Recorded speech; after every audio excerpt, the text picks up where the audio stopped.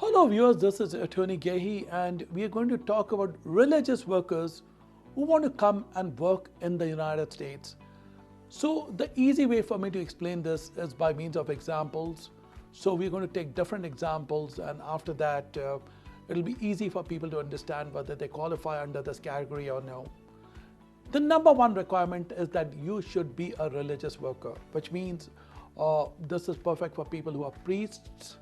And if you're a pastor, think about the word religious worker first if you want to come to America.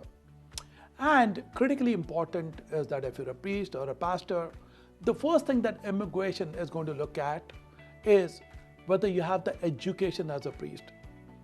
For example, if you're a priest, they want to see that you have your baptismal certificate. They want to see how long you've been serving as a priest. So the more the merrier, the longer you've been a pastor, and if you're working constantly and continuously for the church, and especially for the last 2 years, fantastic. So I tell people that the first thing that what you need to do is to make sure that you've been working with a particular religious denomination as a pastor, a priest, or as a religious worker for more than 2 years. And if you work there for more than 2 years, then what's the next thing you need to do? You need to have a church or a temple or a mosque of the same denomination. So if you are working in the Christian church, so you're working at the Baptist church over here in India, you need to look for a Baptist church because that's the same denomination. So now that church which is in America has to be a not-for-profit recognized religious organization, and they should be in existence. I prefer like churches which are in existence are much better. So that's going to help you a lot. So look for a church that is in existence that can sponsor you. And the next thing that you can do is if you're a temple, and if your temple is in India, and if you want to work in the US as a priest in the temple, then that temple from the US can sponsor you to come in and work with as a priest. So now take an example, like we have these great temples, such as we have the Swaminarayan temple, then you have the Sanatan Dharma temple, then you have the Shirdi Sai Baba temple, then you have the Baptist churches over here, you have the Lutheran churches, then you have the mosques over here from different denominations. Now what do they have to do? They have to send the paperwork to immigration. And before that, what is immigration going to look at? They want to see that your job offer in the US is bona fide, which means that you cannot fake that you're a priest. You actually should be a priest. You should have the educational background to be a priest.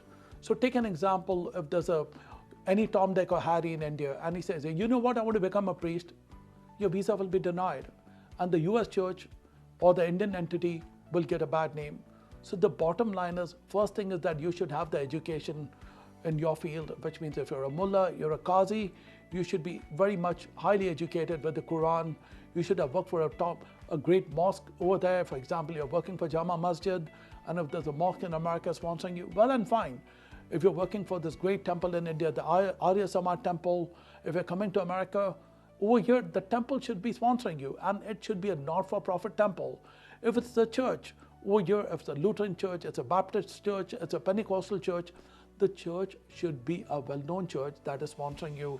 And what immigration wants to see is whether you have the background of a religious worker. And the good news is for people who come in as pastors and who come in as priests and who come in religious occupations, their family members are allowed to join them, which means the pastor's spouse or the mullah spouse or the pandit's spouse and their children under the age of 21 can come to America under the religious worker program. And eventually, after you are a year on the religious worker program, that particular entity, which means the church, the mandir, or the mosque, can also sponsor you for the green card.